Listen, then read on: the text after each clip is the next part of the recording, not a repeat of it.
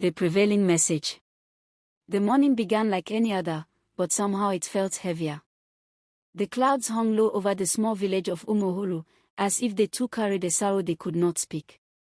Inside a tiny mud brick house, Mama Ifeoma sat on a wooden stool, holding her son's shirt to her chest.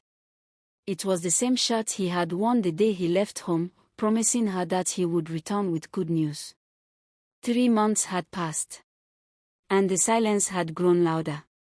Her neighbors whispered that she should stop waiting, that sometimes life steals what it has no intention of returning. But Mama Ifeoma refused to believe that her son, Onedima, her only child, was gone. Every evening, she lit a kerosene lamp and placed it on the small table near the door.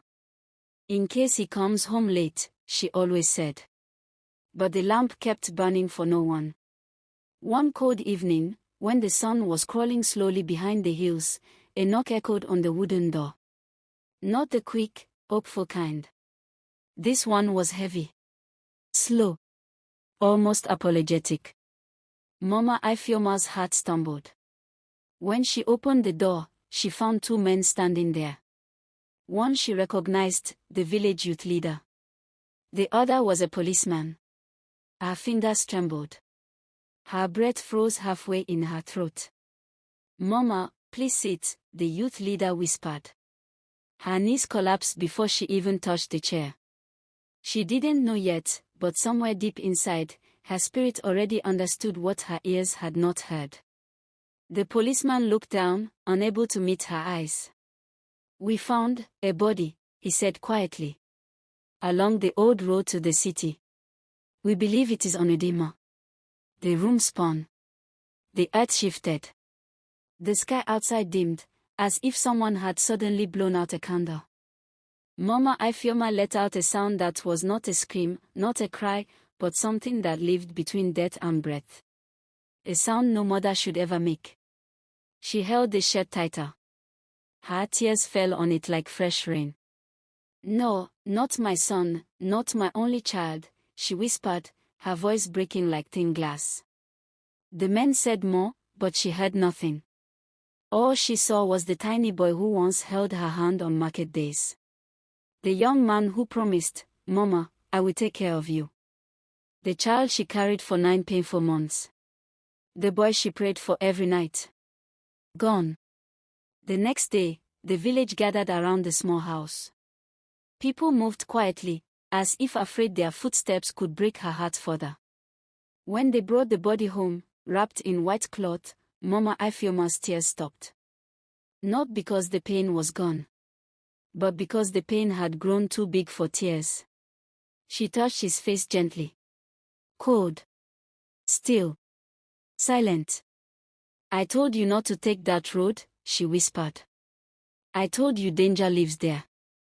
Her hands shook as she brushed his hair, remembering how she used to do it before school.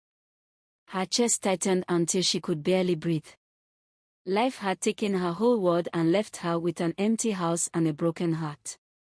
As people wept around her, she sat still, too shattered to cry, too alive to die. Days passed. Then weeks. The world moved on because the world always does. But Mama Ifeoma stayed in the small house with the shirt she refused to wash. It still smelled faintly of her boy. She pressed it to her face every night, hoping the scent would not fade, because that was all she had left. One evening, as she opened the old wooden chest where Onedima kept his things, she found a folded paper. A letter. Her hands shook as she opened it. "Mama, when I make it in the city, I will build you a big house. You will not sell Accra again. People will know that Onedima took care of his mother. Just wait for me. I will not fail you." The paper fell from her hands. Her tears returned, quiet, slow, endless. She held the letter close to her chest, the same way she once held the newborn child she brought into this world. But now all she had were the words he left behind. The only message that prevailed. "I will not fail you." And in the dim silence of the night, with the lamp flickering softly, Mama Ifeoma whispered to the darkness, "My son, you did not fail me. Life failed us both.